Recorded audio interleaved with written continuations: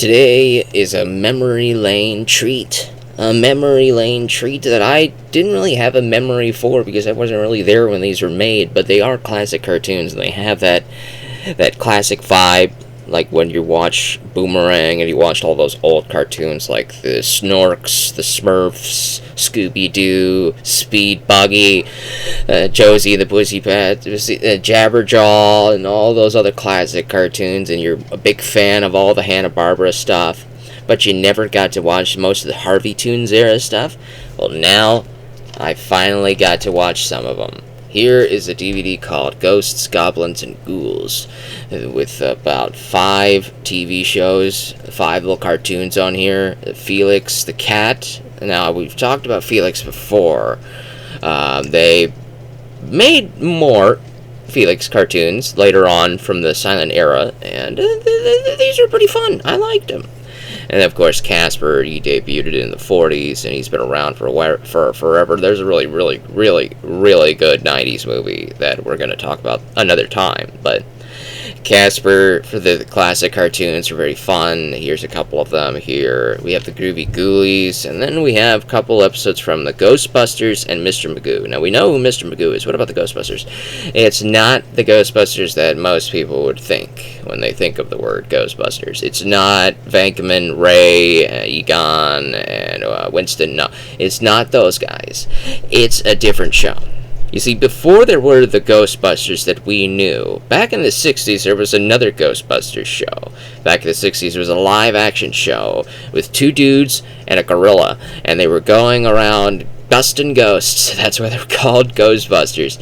In fact, it was this live-action TV show that the IP for Ghostbusters got the name from. You know, they got the name to use they got the license to use the name to make their own Ghostbusters show, movie, and the movie was awesome. It's awesome. The Ghostbusters movie is fantastic, and then roughly 2 years after the Ghostbusters movie came out, the original IP owners of the Ghostbusters name, the live-action TV show, decided to make a sequel to the live-action TV show called Ghostbusters, where they revived it with the 2 sons of the 2 dudes from the original live-action Ghostbusters show, and the same gorilla.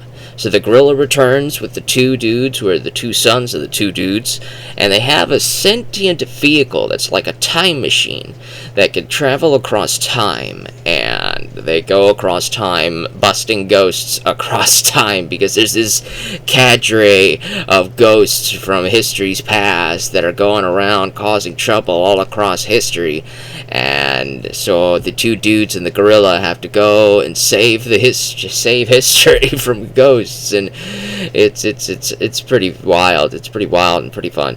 The comedy, the voice acting, the overall animation and look of this cartoon feels very much like it belongs in the Hanna-Barbera catalog of cartoons, which is why I absolutely loved this show. It was so fun. It's a very harmless show. It's not very deep in story, but it's entertaining. It grasps your attention. It gets your attention, catches it, and keeps it. And I would actually want to watch most of this show. I would watch a complete series of Ghostbusters if they ever made a complete set. They haven't. Unfortunately, they haven't made complete series of a lot of these cartoons, which is very unfortunate. In fact, a lot of these you probably can't even find streaming anywhere, which is another unfortunate circumstance of a lot of classic things, which is a cause for another rant on streaming services.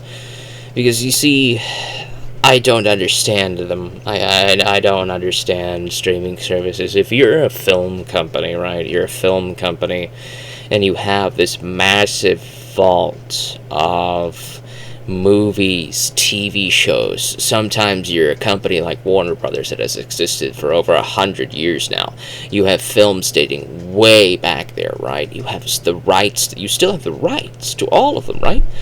And so I don't understand why they don't just offer their entire back catalog of everything they've ever made on their streaming service, right?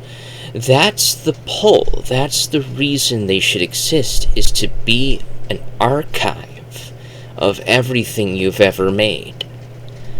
You should acquire the rights to all these dead IPs. You should acquire the rights to all these dead companies that have made these things, right? So that you can bring them back to the people, bring them back to viewers, bring them back to audiences. A lot of people complain that there's just not a lot in the catalog, and I'm like, why isn't there a lot in the catalog? The catalog is decades and decades and decades deep. Where's the content? Why aren't these things put out? Is it a menagerie, a maze of rights and licenses that people have to navigate? That shouldn't be a problem. That shouldn't be a thing. That shouldn't exist, right? These mazes shouldn't exist. It should be very easy to put these things out there for the people to enjoy, for the people to watch, for the people to consume. They need to be there. People should be able to watch whatever they want to watch, so that they get the. And then, if everything ever that you've ever made is on your streaming service, you would have people subscribing for years and years and years, just so they can consume decades and decades of your back catalog of content. Not just your new stuff, that exclusive content, but your decades, your vault, your massive vault of content that you put out there over the years. That's what I thought these things were supposed to be made for. To be libraries, archives. But now I hear they're dropping Looney Tunes from HBO Max, and I'm like, why? Why are you getting rid of your IPs? Why are you doing that? They are obviously popular. They're obviously entertaining. You need to make them more accessible to people. Don't compartmentalize your stuff.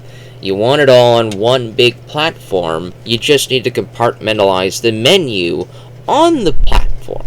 For example, you go to, for example, HBO Max, right? You click HBO Max, which is the Warner Brothers vault, and you click that, and you'll have a little menu, right? You'll have a menu like Boomerang menu, which is the Warner Brothers vault of classic cartoons. You click the Boomerang menu, and you can go see all the classic Boomerang cartoons. They're compartmentalized. They're separated from all the other stuff. You have the HBO exclusives menu. You click that. You go into all of your HBO exclusives. You click the Warner Brothers classic menu. You get to visit all of your Warner Brothers classic movies, like those old noir movies that we love from the 40s and 50s.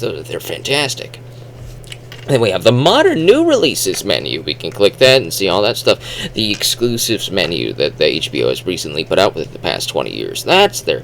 You compartmentalize it, but you put everything that you've ever had on here so it's easily searchable, findable, and watchable. And you will have people stay with your service so that they can consume the things they want to consume. Don't just let everything die. Don't just sell off all of the stuff that you don't think people will watch because you're out of touch with reality and out of touch with your audiences, and you don't think your audiences are going to watch things. Who knows? Because you see, if I were the big man in charge, if one person out there watches one movie, that movie is worth putting on my service. One person out there on the planet, just one, subscribes to my service to watch that one movie, and nobody else has in all month, and it doesn't cost me a dime to keep that on my service, then it's worth putting that movie on my service. You know, it's worth putting it on there. If just one person watches just one episode of a Looney Tunes short, it's worth keeping that short on there, you know. That's just me. That's just me. That's just my old wounds. But I think all of these cartoons should be available somewhere. I think they all should be available on some sort of service so that we can watch them, so that we can go on there and we can look at it. Because sometimes we find, no, not just sometimes, a lot of the times, we find that it's not there. We click it and it's not there. So we have to get our handy-dandy VPN and say, oh, is it there in the UK? No, it's nowhere in the UK. How about Australia? Nope, it's not on any service in Australia. How about Japan? Nope. And we keep on clicking and clicking and clicking and trying to navigate the maze to legally watch a show that we want to watch that you're just not offering to us. And it's very upsetting. It is. It's very upsetting. You need to make this a little bit easier. You need to make this a little bit more streamlined, Worldwide. Have the same things on there worldwide. Have the entire catalog, foreign, domestic, everything, one big thing, so we don't have to navigate with the VPNs and all this other stuff. But, yeah, that's never going to happen, obviously. It's never going to happen, but it would be the ideal to streamline it, to make it easier for your consumer to watch what they want to watch, Make the menus easier. Make all these things easier to look at. And things easier to find. And the things they want to watch, put them on. Put them on your service. And if you don't want to do that, at least release a complete set of them on a physical copy. For example, I'm going to spoiler the next video that we're going to do. Here's a cartoon show. This isn't the same cartoon show here. This is a different Casper TV show. But I've only ever found this. I couldn't find a complete set of this TV show on hard copy. I couldn't find a complete set. And there's like 4 seasons of it, right?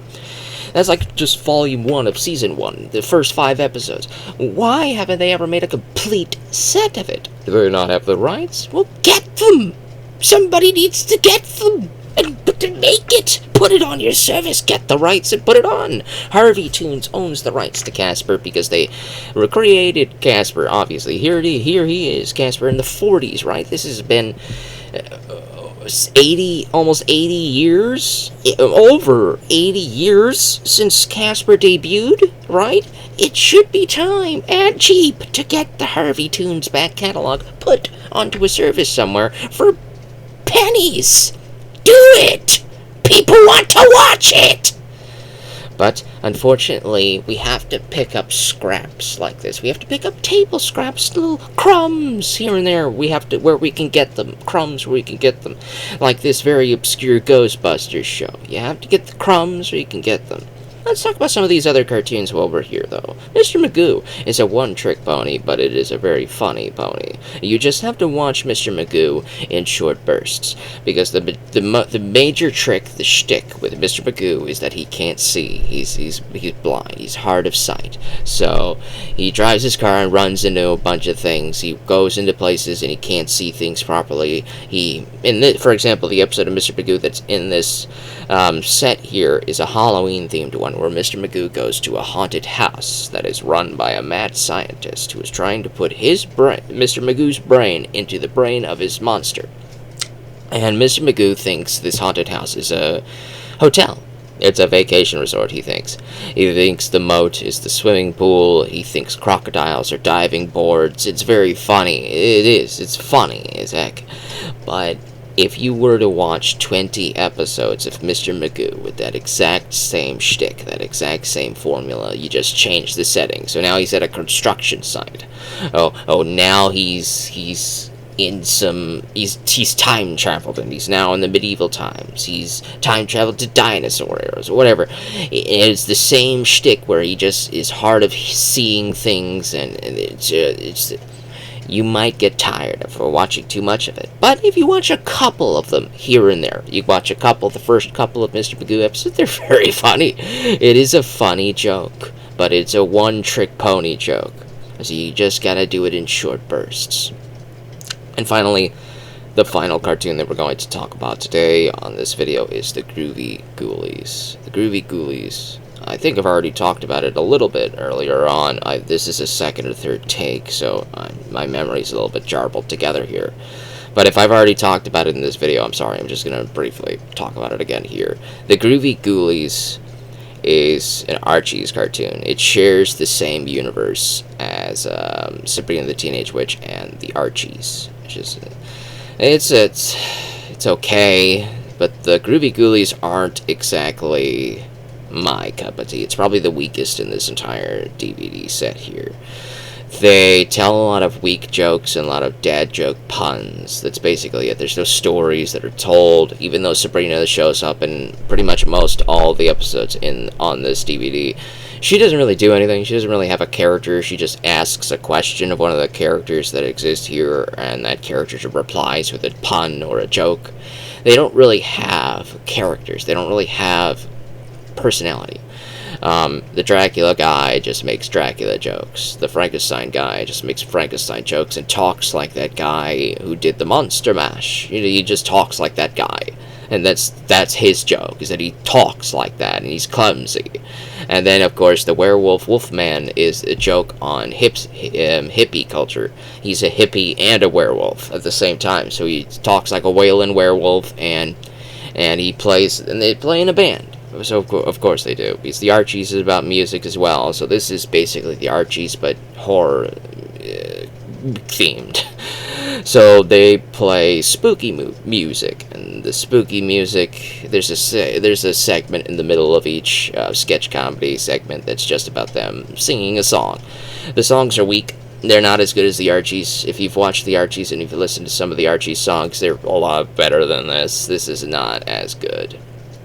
There's some things that are okay, like they do bring in like the chipmunk voice for a segment, and that's fine, I guess. But ultimately, it's not my thing. It wasn't funny. There's a couple jokes that they do make that make you smirk, but there was nothing that made me laugh. It's nothing that made me even chuckle. And it's a subjective thing. Humor is incredibly subjective. You might watch the Groovy Ghoulies, and you might think this is awesome. You might think this is hilarious. You might think this is your favorite show. And if it is, I don't want to take that away from you. If you find this show great, then good. Please watch it. Find it. I want you to have this somewhere on the internet, on a streaming service, for you to watch the entire collection of the Groovy Ghoulies, of Sabrina the Teenage Witch, of Casper the Friendly Ghost, of Felix the Cat, of Ghostbusters, the one with the monkey, of all of it. I want you to be able to have access to every single one of these things, all of it, the entire back catalog of it. I want you to find it somewhere. I want you to be able to find it somewhere. I want it to be available somewhere for you to find. Because as far as I know, a lot of this is cut up into pieces. A few of it might be here, some of it might be on YouTube, but not all of it. Some of it is good, but I would like for all of it to be somewhere. All of it should be somewhere. Now, luckily, there's a good news. There's some good news.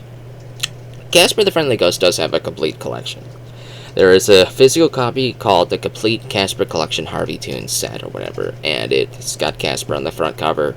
You could pick up a collection of this, and you'll have the complete collection of the classic Casper the Friendly Ghost shorts that Harvey Toons made, and it's a good collection. I would definitely recommend you pick that up if you're a hard copy collector. If you like collecting classics from the classic era, it's definitely something you need in your collection, for sure. And that's all I've got to say. There's nothing else on this set other than those 5 cartoons. The weakest one is the Groovy Ghoulies, but that's a subjective thing. The best one to me, again, subjectively, is Ghostbusters. I actually really love the Hanna-Barbera formula. I love that formula. And I think this is Filmation that did Ghostbusters. So, like, the Filmation that did Masters of the Universe, that's that era that they made this in, and it's got that Hanna-Barbera feel. It's got that shtick about it that I loved it. I ate it up. It's fantastic. I would watch the complete series of Ghostbusters.